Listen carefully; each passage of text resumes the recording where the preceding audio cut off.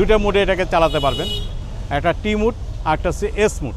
টি মুডটা হচ্ছে town mood বলা হচ্ছে যেটাকে, অর্থাৎ শহর এলাকায় চালাবেন যখন তখন তো আপনি স্পিডই দরকার নাই, ওভারটেকিংয়ের দরকার নাই, প্লাস দরকার নাই, সেই মুডে আপনি দিয়ে দিলে এটাকে টাউন মুডে চলবে। আর একটা হচ্ছে এস মুড, যেটাকে স্পোর্টস মুড বলা হচ্ছে।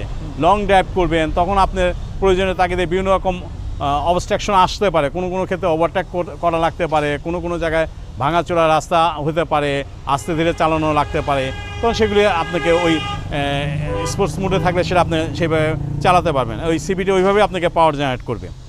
আর আরেকটা যে ব্যাপারটা আছে, এটাতে প্রজেকশন হেডলাইট দেওয়া হয়েছে। হেডলাইটটার আগের এনম্যাক্স থেকে চেঞ্জ, ব্যাকলাইট চেঞ্জ, ইভেন আপনি মনে করেন যে এখানে যে চার্জিং পোর্টটা দেওয়া হয়েছে মোবাইলে, সেটাও সি টাইপ চার্জিং পোর্ট দেওয়া হয়েছে।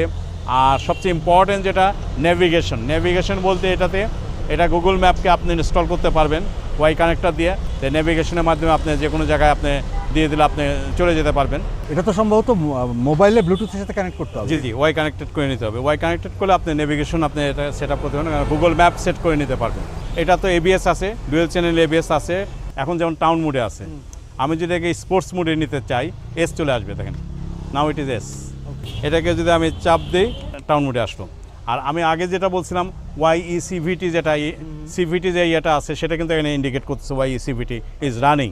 ওয়েদার ফোরকাস্টটা আমি পেতে পারি সেটিং করে দিয়ে দিলে। আমি মিউজিক যেটা আছে গান শুনতে পারি।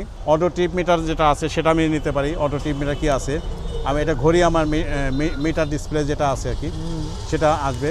তারপরে এটা যে নেভিগেশন, যেটা আমি এর কথাটা বলছিলাম, নিউ যেগুলি টেকনোলজি থাকা দরকার সব এর মধ্যে অলরেডি দিয়ে দেওয়া হয়েছে। ইভেন এই জায়গাটা দেখতেও কিন্তু অনেক সুন্দর আগের থেকে। হ্যাঁ, অনেক সুন্দর লুকেটিভ করছে। দেখেন এটা টেল লাইটও কিন্তু চেঞ্জ। আগের টেল লাইট আর এই টেল লাইটের মধ্যে আকাশ পাতাল পার্থক্য। এত লুকেটিভ টেল লাইট করছে এবং পিছন সাইডটা টোটালি একটা লুকেটিভ করছে, যেটা মানে যে দেখবে তারই একটা ভালো লাগবে। এটা হেডলাইটও ডবল প্রজেকশন হেডলাইট। সামনের থেকে যে লুকটা এখন এনম্যাক্সের, এটা কিন্তু প্রিভিয়াস এনম্যাক্সগুলোর সাথে মিলে না। হেডলাইটের কারণে এটা সামনের লুকটা সম্পূর্ণ ডিফারেন্ট লাগে। আস্তে আস্তে এক্সেলেটার দেখাচ্ছে আপনাকে, মানে আরপিএমটা শো করতেছে আর কি, মূলত আরপিএম রেঞ্জটা। টিসিএস তো এটা আছেই।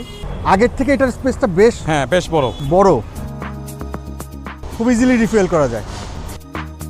সবচেয়ে যে জিনিসটা এনম্যাক্সের সিট আগে যেটা ছিল, সেটা অনেকেই বলতো যে বসলে ভাই একটু সামনের দিকে চলে যায়, ব্রেক করলে বা করলে সামনের দিকে চলে যায়। এই সিটটা মোর কমফোর্টেবল। তারা মানে ইয়ামাই বলতেছে যে seating arrangement is more comfortable.